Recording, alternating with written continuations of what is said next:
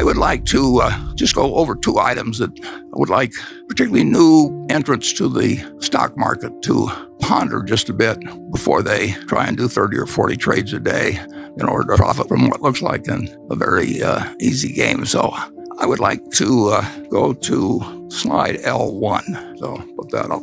And these, on March 31st, I ran off a list of the 20 largest companies in the world by stock market value. Those names, a good many of which you'll be familiar to, they were led by Apple. It's over $2 trillion. And it went down to the number 20th was worth 330 odd billion. But those are the 20 largest companies in the world by market value on March 31st. Now, if I had I was hoping I could get a little quiz machine so I could have everybody weigh in on this answer and we could flash it up a little later, but proved technically impossible but what I would like you to do is look at that list. Starts off with Apple. Saudi Aramco is a kind of a specialized company. It's, I don't know whether it's 95% owned by the government or what, but it's essentially a country that's for sale there in terms of that business. But the top 6 companies, 5 of them are American. So when you hear people say that America it's not working very well or something of the sort, in the whole world, of the 6 top companies in value, 5 of them are in the United States. And if you think about it, we talked a little about this last year, but in 1790, we had 1/2 of the world's population. And a little less, we had 4 million people, 3.9 million people. 600,000 of them were slaves. Ireland had more people than the United States had. Russia had 5 times as many people as the U.S. did. Ukraine had twice as many people as the United States. So here we were, but what did we have? We had a map for the future, an aspirational map that somehow now only after the Constitution, 232 years later, leaves us with 5 of the top 6 companies in the world. It's not an accident. And it's not because we were way smarter, way stronger, anything of the sort. We had good soil, had decent climate. But so some of those other countries I named. And the system has worked unbelievably well. Just imagine thinking of 5 of the top 6 companies in the world ending up with a country that started with 0.5% of the population just a few hundred years ago. But what I would like you to do is look at that list for a minute or two, if you want to, and then make an estimate, make your own guess. How many of those companies are going to be on the list 30 years from now? Here they are, these powerhouses. And how many would you guess are going to be on the list? Well, it's not going to be all 20. It may not even be all 20 today or tomorrow. This was March 31st. What would you guess? And think about that yourself. Would you put on 5, 8? Well, whatever it would be, I would now invite you to look at slide 2, which goes back a little more than 30 years, and look at the top 20 from 1989. And if you look at the top 20 from 1989, there's 2 things that should grab your interest, at least 2. None of the 20 from 30 years ago are on the present list. None. 0. There were then 6 U.S. companies on the list, and their names are familiar to you. We have General Electric, we have Exxon, we have IBM Corp. They're still around. Merck is down there at number. None made it to the list 30 years later, 0. And I would guess that very few of you, when I asked you to play the quiz a few minutes ago, would have put down 0. And I don't think it will be 0. But it is a reminder of what extraordinary things can happen. Things that seem obvious to you.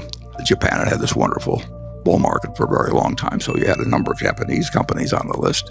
Today there are none. And the United States had the 6, now we have 13, but they aren't the same 6. I would invite you to think about one other thing as you look at this list. 1989 was not the dark ages. We weren't just discovering capitalism or anything else. People thought they knew a lot about the stock market and the efficient market theory was in, and it was not a backward time.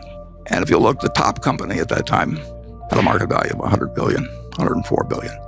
So the largest company in the world, title, in just a shade over 30 years, has gone from 100 billion to 2 trillion.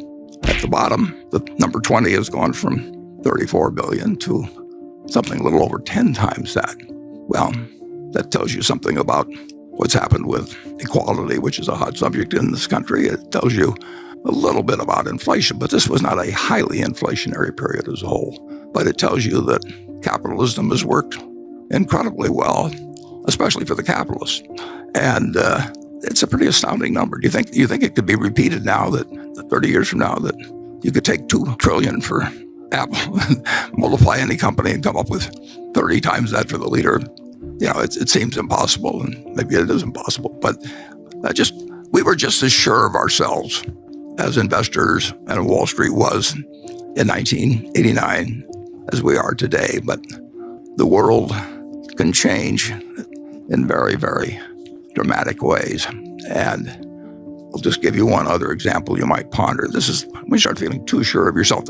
One thing it shows, incidentally, is that it's a great argument for index funds, is that the main thing to do is to be aboard the ship, a ship.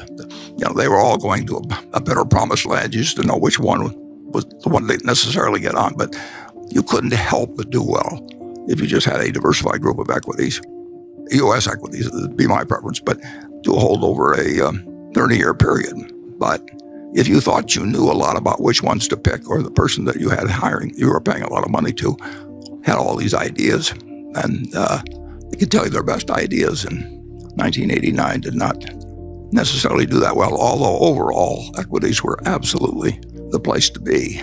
Secondly, people get enormously attracted to various industries. I mean, I think if a company says it's in the XYZ industry and that's a popular one, you can sell IPOs, you can sell SPACs, people disregard sales numbers, earnings numbers. It's just, it's the place to be. So Berkshire Hathaway, where was the place to be in 1903 when my dad was born in 1903, but that wasn't really that big of news. But it wasn't big news that actually Henry Ford was starting the Ford Motor Company. It failed a couple of times before, but he was about to change the world. I mean, the auto, when you think about everything, we've got a great auto insurance company. If there weren't any autos, we wouldn't have Geico.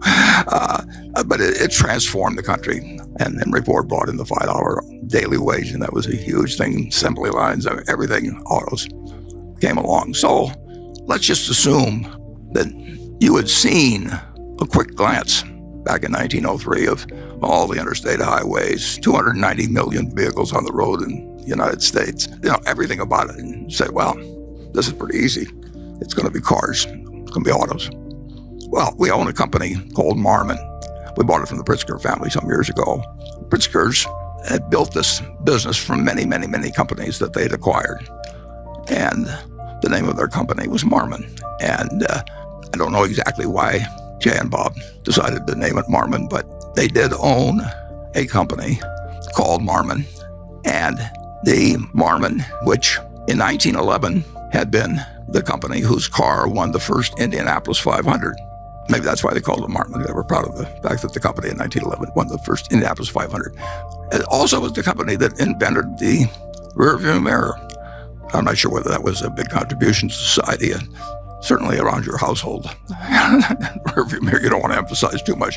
But the car that was entered in the Indianapolis 500, the guy who normally sat next to the driver and looked backwards to tell what the competitors were doing, he was sick, so they invented the rearview mirror. So let's just assume that you decided that autos were this incredible thing, and someday there'd be an Indianapolis 500, and someday they'd have rearview mirrors on cars, and someday 290 million cars would be buzzing around the United States, or autos, or family trucks there. And so I decided to look at the history, and I thought I'd put up a list of auto companies from over the years. And I was originally going to put up just the ones that were the M's so I could get them on one slide. But when I went to the M's, it went on and on and on. So I just decided to put up the ones that started with MA.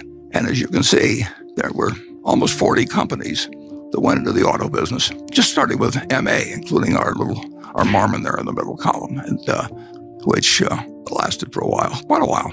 It was selling cars in the 1930s were really quite special. But in any event, there were at least 2,000 companies that entered the auto business because it clearly had this incredible future. And of course, you remember that in 2009, there were 3 left, 2 of which went bankrupt.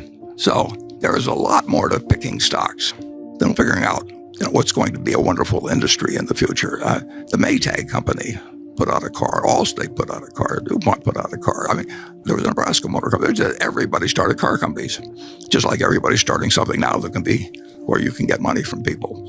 But there were very, very, very few people that picked the winner or got the opportunity. At Ford Motor, Henry Ford had a few partners, and he really didn't like them, so he figured a way to buy them out. That was sort of the beginning of the auto finance. That's a long story, but we won't get into that. But you couldn't buy into Ford Motor, and of course General Motors became the dominant company. Finally, when Henry Ford did not really make the shift from the Model T to the Model A, did not work very well. So I just want to tell you, it's not as easy as it sounds. We had an enormous economic recovery, but the minds of people had been so scarred, the memories.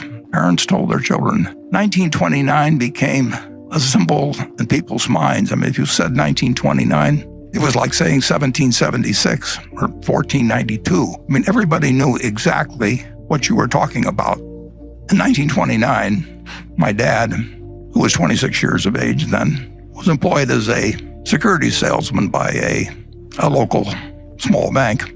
He sold stocks and bonds, but he mostly sold stocks. And when stocks fall 48%, and you were selling them to people a few months ago, you really don't feel like going out and facing those same people. So I think my dad probably elected to do, as they say now, shelter in place, which means stay at home. And there really wasn't that much in our house. We just had a small yard. It was wintertime anyway. My dad wouldn't have been puttering on the yard anyway. And it really wasn't, the television wasn't there. And he and my mother got along very well. So under those conditions, I was born about 9 months later. So I didn't notice at the time that the market was closed. But the stock market had actually recovered over 20% during that 9.5 month period or thereabouts. People did not think in the fall of 1930, they did not think they were in the Great Depression. They thought it was a recession very much like had occurred at least a dozen times, although not always when stock markets were important. But we'd had many recessions in the United States over the time, and this did not look like it was something dramatically out of the ordinary.